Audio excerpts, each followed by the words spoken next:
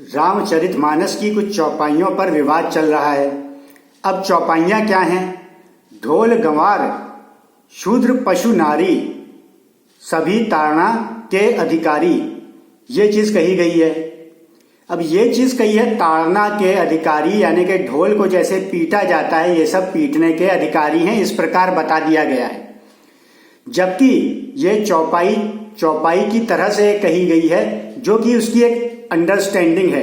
ढोल उस तरह से ताड़ना, बाकी किस तरह से ताड़ना, अगर गंवार है आपने जैसे फील्ड्स पे या खेती के लिए किसी को रखा, वो प्रॉपर खेती नहीं जानता तो ताड़ना, यानी कि उसको निहारना देखना, वो ताड़ना है।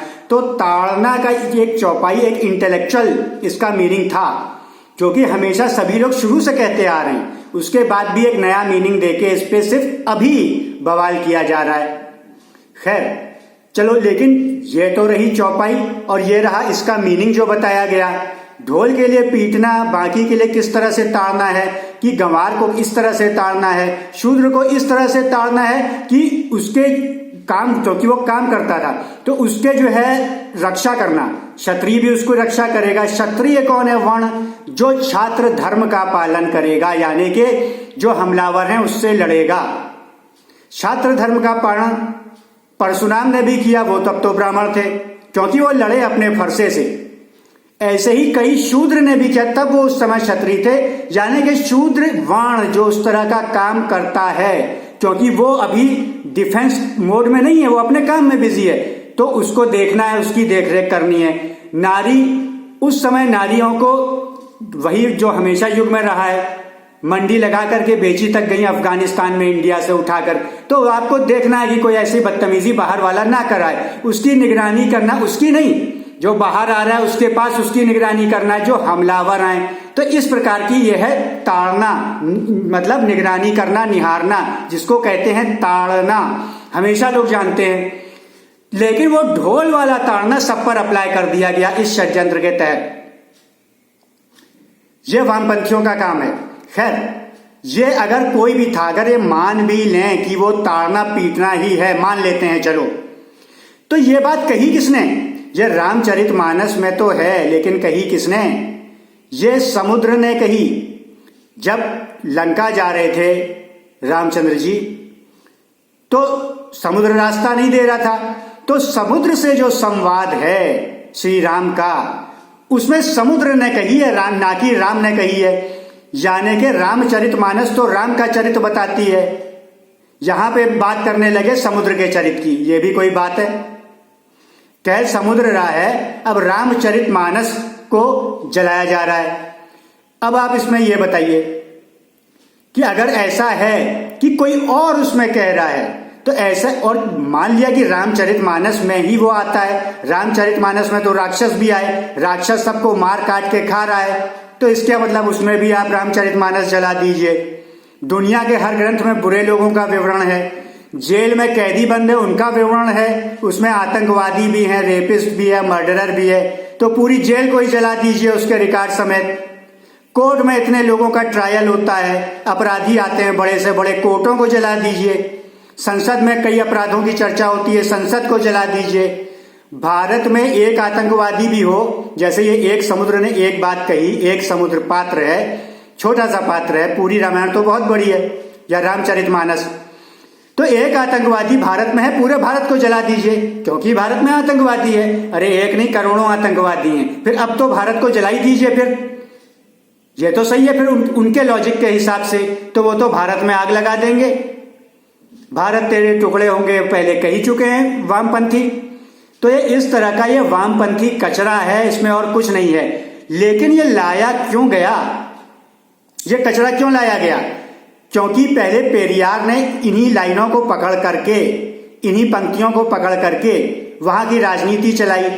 वहां कांग्रेस का शासन हो गया था पहले, लेकिन फिर डीएमके आ गई, वो इसी के आधार पे आई कि पेरियार ने इस तरह की बातें कही, उसके फॉलोवर ने फॉलो करी और ऐसी पार्टी बना ली, लोगों को झूठ बताकर भड़काया। और जब पूरी कांग्रेस साफ हो गई, पूरी डीएमके काबिज हो गई पूरे तमिलनाडु में, तो इससे यह प्रेरणा मिलती है कि जैसे तमिलनाडु पे कब्जा किया तो इन्हीं लाइनों को ऐसे ही फ्रॉड करके अन्य राज्यों में करो तो सारे राज्य कब्जा हो जाएंगे और आखिरकार पूरा इंडिया कब्जा हो जाएगा।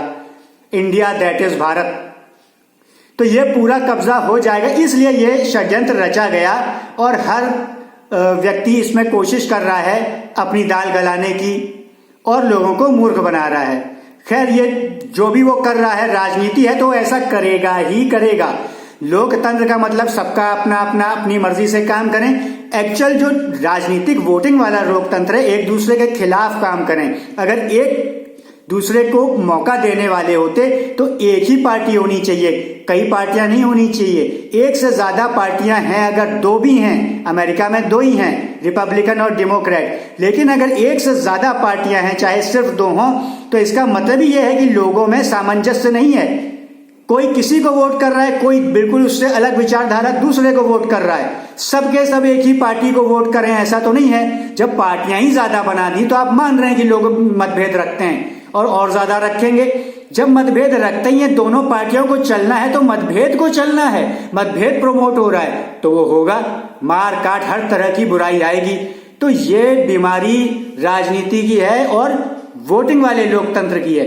वास्तविक लोकतंत्र में यह है कि सबको उनका मौका दो, आप उसको तंग ना करो, वो अपने लिए क्या कर रहा है, आप उस पे हावी ना हो, वो आप पे हावी ना होए। लेकिन जो एक्चुअल में जो राजनीति में इस लोकतंत्र को डाला, कहा, वो है नहीं। अपनी मर्जी करो नहीं, अपनी मर्जी करो, दूसरे की दबाओ, ये है। जबकि सच्चा लोकतंत्र राजतंत्र में सिर्फ होता है, क्योंकि उसमें ही राजा को किसी का डर नहीं होता कि वोट देगा नहीं देगा, तो वो सबको मौका देता है कि भाई तुम अपने अपने से करो, राजा को क्या लेना देना, वो तो अपने राजपाट में मस्त है और झगड़ा ना हो राज में, इसलिए सबको बराबर बराबर रखेगा, किसी को दबाएगा विद्रोह होगा। तो वो सबसे अच्छा लोकतंत्र होता था। राजतंत्र ही लोकतंत्र है। लोकतंत्र का मीनिंग ही यही है कि अपना अपना सब लोग अपनी मर्जी रखें, अपनी मर्जी से काम करें, एक दूसरे को रोकें टोकें नहीं, परेशान ना करें। इसी को तो कहते हैं कि सबका जो है अपनी मर्जी से काम चल रहा है।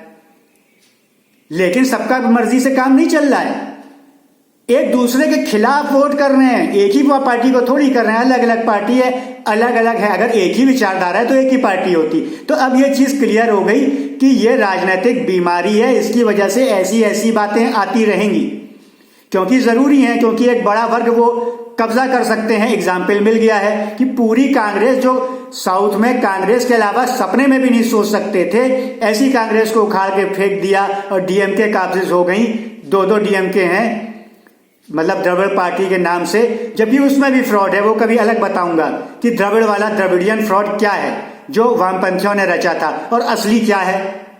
असली बहुत अच्छा, लेकिन वामपंथियों का बहुत ही विभत्स, सिर्फ झूठे मूठे लोगों को अपने ही डीएनए से लड़ाने का प्रयास, ये आगे बताया जाएगा। ये सही जानकारी को जानने के लिए और सही जानकारी लोगों तक पहुंच सके, इसके लिए इस वीडियो को ज्यादा से ज्यादा शेयर करें, सब्सक्राइब करें और बेल आइकन दबाना ना भूलें। धन्यवाद।